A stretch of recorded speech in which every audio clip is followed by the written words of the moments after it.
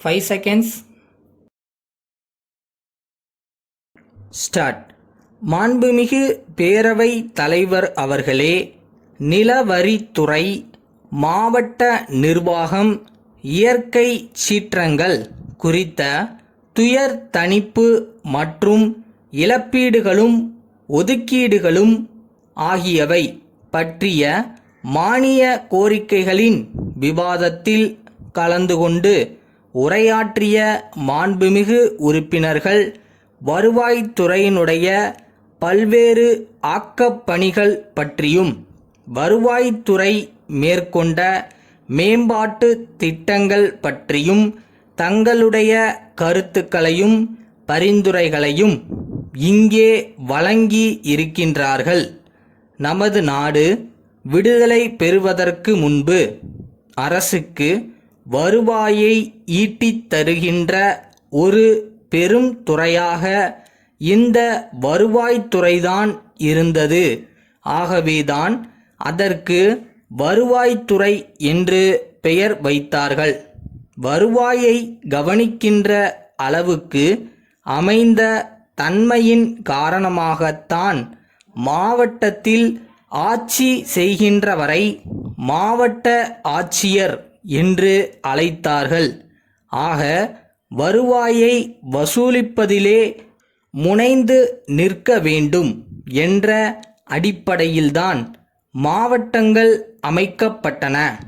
ஆனால் இப்பொழுது மாவட்ட ஆட்சித் தலைவருக்கு இருக்கின்ற பொறுப்புகளும் கடமைகளும் அவர் ஏற்று செய்ய வேண்டிய பணிகளும் விரிவு அடைந்திருக்கின்றன. அந்த வகையிலே பார்க்கின்ற போது எப்போதுமே வருவாய்த்துறைக்கு ஒரு விதத்தில் முக்கியத்துவம் உண்டு என்றாலும், நாடு விடுதலை பெற்றதற்கு பிறகு அதன் முக்கியத்துவம் வேறு வகையிலும் அதிகரித்தது. மற்ற எல்லா துறைகளையும் உடன் அழைத்து செல்லக்கூடிய ஒரு வகையிலும் எல்லா துறைகளுடைய கூட்டுறவையும் பெற வேண்டிய தன்மையிலும் சிற்றூர்கள் தோறும் பணியாற்ற வேண்டிய நிலைமையிலும் நமது மாவட்ட ஆட்சித் தலைவர்கள் இருந்து கொண்டிருக்கிறார்கள் என்பதை நான் தெரிவித்துக் கொள்கிறேன். இன்றைக்கு எல்லா துறைகளுடைய பொறுப்பையும் ஏற்று ஒவ்வொரு மாவட்டத்திலும் நிகழ்கின்ற எல்லா நிகழ்ச்சிகளுக்கும் பொறுப்பேற்று அரசுக்கும் தலைமைச் செயலகத்துக்கும் பதில் சொல்ல வேண்டிய பொறுப்புடையவர்களாக மாவட்ட ஆட்சித் தலைவர்கள் இருந்து கொண்டிருக்கிறார்கள். ஆகவேதான் மாவட்ட ஆட்சித் தலைவர் என்ற பொருத்தமான பெயரை நாம் வைத்திருக்கிறோம்.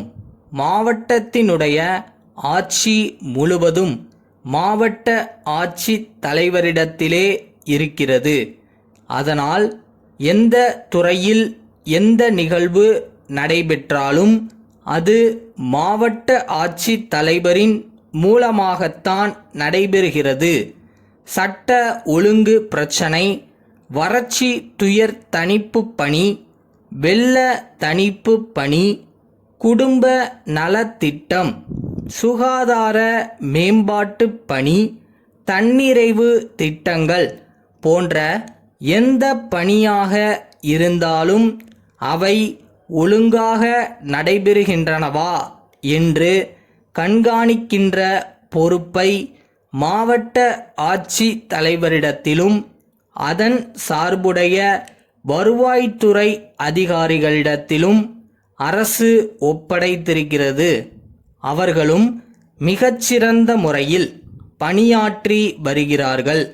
அந்த அடிப்படையில் பார்க்கின்றபோது ஒரு காலத்திலே அதிகமாக வருவாய் ஈட்டித் தருகின்ற ஒரு துறையாக இருந்த நிலைமை மாறி இன்றைக்கு அதிகமான செலவுக்கு காரணமாக இருக்கின்ற ஒரு துறையாக உள்ளது என்பதை நான் உறுப்பினர்களுக்கு தெரிவித்துக் கொள்ள கடமைப்பட்டிருக்கின்றேன். சென்னை குமரன் நிறுவனத்தின் செயலாளர், தாம்பரம் அண்ணா சாலை, திரு கோபால் அவர்களுக்கு எழுதிய 5/1/86 தேதியிட்ட கடிதம். அன்புடையீர், தங்களின் 2/1/86 தேதியிட்ட கடிதம் கிடைத்தது. எங்கள் நிறுவனம் அரசு அங்கீகாரம் பெற்ற வீட்டு மனைகளையே விற்பனை செய்து வருகிறது. இதுவரை நாங்கள் 15 இடங்களில் வீட்டு மனைகளை அறிமுகம் செய்து அனைத்து மனைகளும் உடனடியாக விற்பனையாகிவிட்டதுடன் மனைகளை வாங்கிய அனைவரும் வீடு கட்டி குடியேறியும் விட்டார்கள்.